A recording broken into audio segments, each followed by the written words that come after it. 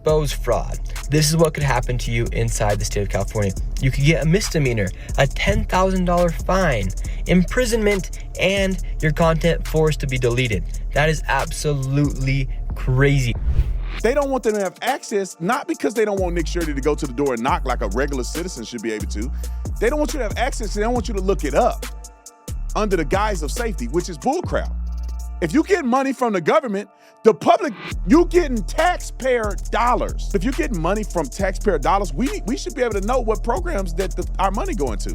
We just want to ask you about the bill and why you guys would pass this bill that really isn't an attack on free speech. I am not even sure what you're talking about. What do you think about the Stop Nick Shirley Act? And do you think there's any conflict of interest there with Mia Bonta and her husband being the AG? That just shows you everything you need to know. These people won't even answer the questions. Before we get to any Nick Shirley thing, I want to say a thank you to every single person who support and who have donated to help in Nick Shirley's security. I'm sure he's super busy, so he don't always often have a time to think about thanking you. So I'm going to thank you for him. It has been thousands of you guys. I think it's probably over 10,000 donors who have donated to support Nick Shirley, and I want to say thank you for supporting him, because without the Guardian Fund, Nick Shirley would have no security. I'm telling you, he wouldn't have no security because he couldn't afford it. He couldn't afford to pay all his security. So shout out to the Guardian Fund. If you're interested in supporting Nick or other influencers, go to the link here, right here, and you can support the Guardian Fund. All right? Let's roll it. You're telling me this stupid goofy ass bill, the Stop Nick Shirley Act, which could truly only be done and thought of and sponsored and brought to the floor by an actual Karen swamp hag, you're telling me it's now advancing? It's advanced in the legislator now. Interesting. So now I'm digging more into this, and I'm seeing that this bill is heavily sponsored by CHIRLA. That NGO sounded very familiar to me. Ding, ding, ding, went off in my head. And I'm like, oh, wait, that's the same organization that literally took my taxes and used them for paid protesting against ICE during this last summer when all the cop cars were burned on fire, everyone's looting. And this same NGO is supporting the bill that would stop Nick Shirley and other independent journalists for investigating those same NGOs? Well, boys, do I win the game? Do I win the fraud game? I figured it out. Can I have my taxes back? Holy it's like they're screaming, we stole your taxes, look at me. Insane. Here's Nick Shirley on Fox. Roll. Expose fraud. This is what could happen to you inside the state of California. You could get a misdemeanor, a $10,000 fine, imprisonment, and your content forced to be deleted. That is absolutely crazy. Senior national correspondent William Lajeunesse is joining us live in Los Angeles. William, fill us in on this bill. Well, the fear is the bill would criminalize investigative reporting. Introduced by the wife of the State Attorney General, Rob Bonta, the bill protects immigrant service providers, lawyers, nonprofits, activists, the same as a victim of domestic abuse. It shields their address from reporters and imposes a fine up to 10 grand on any organization or individual that publishes a photo of a provider on social media. This program allows participants to keep their home and work addresses out of public records, giving them a critical layer of protection and privacy in an environment where their personal safety is increasingly at risk. So critics argue the bill silences citizen journalists and shields organizations from public scrutiny.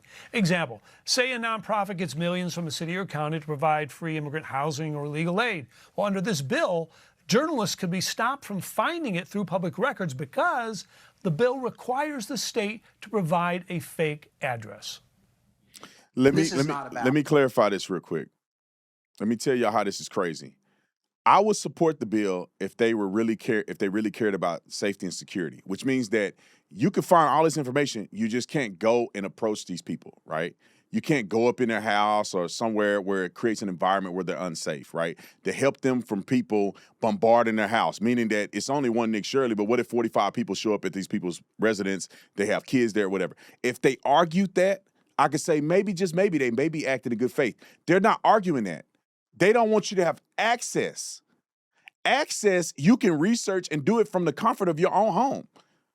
They don't want them to have access, not because they don't want Nick Shirley to go to the door and knock like a regular citizen should be able to. They don't want you to have access. They don't want you to look it up under the guise of safety, which is bullcrap. If you get money from the government, the public, you getting taxpayer dollars. The public, then don't get taxpayer dollars and your stuff can be, blocked or hidden or whatever the case may be. But if you're getting money from taxpayer dollars, we should be able to know what programs that our money going to. What are y'all saying here? They're trying to stop fraud. Here's Nick Shirley, and just so you guys know, because I'll clarify for you, Nick is being provided security, okay?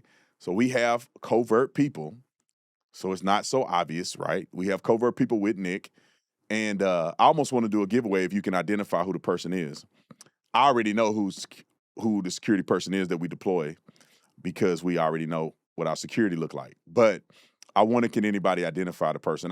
Maybe I shouldn't even ask you to because I don't want to blow his cover, but Nick Shirley is not doing this by himself, right? He's not out there on the loose. He does have protection from Black Line Security. All right, roll the clip. Here's one of the authors of the bill. How are you guys doing? We just want to ask you about the bill and why you guys would pass this bill that really is an attack on free speech. I am not even sure what you're talking about. Really? You said an author. I don't think Yes, I'm an did you author. pass out? Did you sign to pass this bill? The AB 26? No, I don't 24? know what you're talking about. Speaker Rivas, how are you doing? What do you think about the Stop Nick Shirley Act, AB 2624? I don't know anything about it. You're a co-author of the Stop Nick Shirley Act. Oh, you know who I am. My name's Nick Shirley, ma'am. You signed off on the AB 2624 Act. Can you tell us about what you did on that? I don't even know who you are. Well, my name's Nick Shirley. So what do you think about the Stop Nick Shirley Act, AB 2624? You don't know much about it? I don't know if I know that. Oh, well, can I tell you a little bit about it? I'm okay. So you should know about it though, because it's kind of your job. Super important. People have a lot of questions about the AB 2624 Act, So this bill, aka the Stop Nick Shirley Act. Tell us about it. On a there fake is no phone Stop call. Nick Shirley Act, but the author's not here today, but I hope you can find her. But you're the co-author of this. I'm a co-author of many, many bills that protect vulnerable communities in California. Good, so you should know a lot about this bill. For instance, it Hold on. shields immigration. Hold on one. Hey. I hate to disrupt the phone call, but this is important. Wait, come on. Look at that. These guys really just don't want to answer. Now think any about this of for a the- minute. I want to tell you how bad this really is. These people literally are telling him they have no idea what he's talking about. To me, this is fraud on two levels. It's fraudulent to even try to introduce the bill to start with. And secondly, if you're a co-author on a bill and you don't know what it is, did you really co-author the bill? Are people forging your name as co-author on a bill? And the third thing is, if you did the bill, why can't you stand behind it?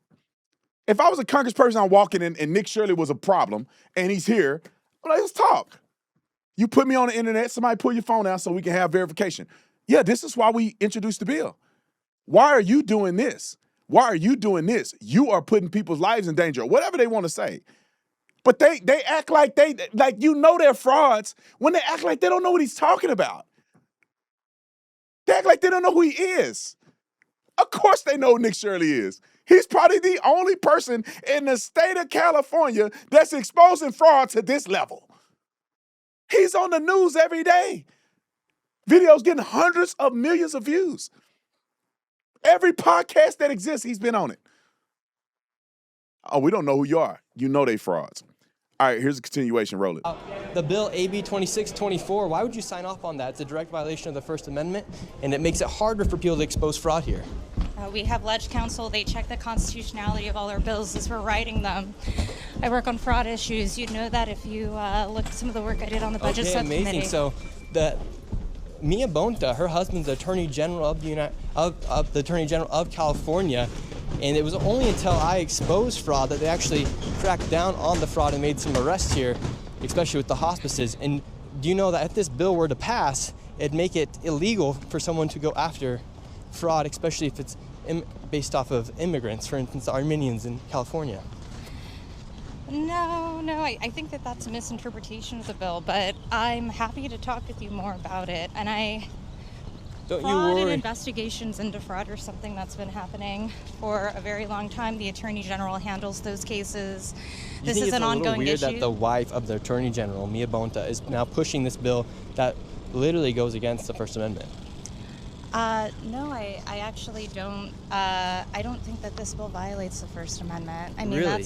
that's the whole purpose. We have ledge counsel and ledge attorneys that talk with us about this. All Constitutionality. right, cool. I wish that she would really have a conversation with him, right? She gave it a little bit, but I would love to see them sit down and have a conversation for them to explain why y'all doing this. It's crazy to me. They're more worried about this than they were about stopping fraud. Complete lunacy. All right, here's Nick Shirley on television. I'll say it one more time.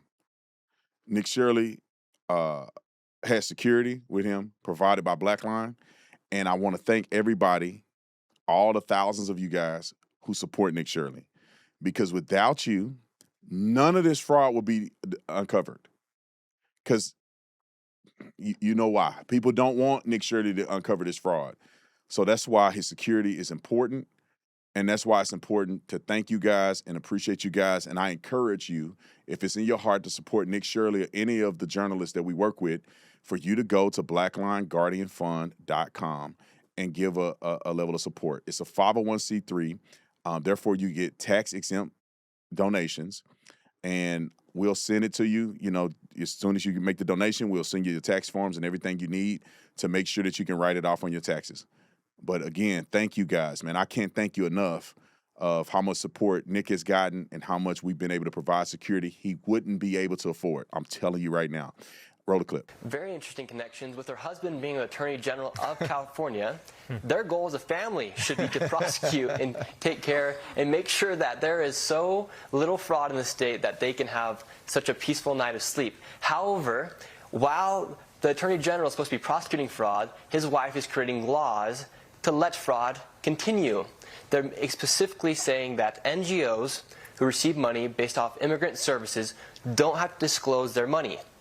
And so we know that they use those services to commit fraud. Yeah. You know, Nick, it's interesting to me that people who will scream fascism or authoritarianism the loudest are now rushing to criminalize investigation. Roll it. Danger is real. Like, for instance, last time I was in California, a few trips back, people were trying to dox my location live. I was at a hotel, and people were up on Reddit group chats saying where I was staying. And it's happened a few times now, so it's like almost even dangerous for me to go stay at hotels because you can get doxxed really quick and people can find out where you're at. You get constant death threats from people. The fraudsters are angry.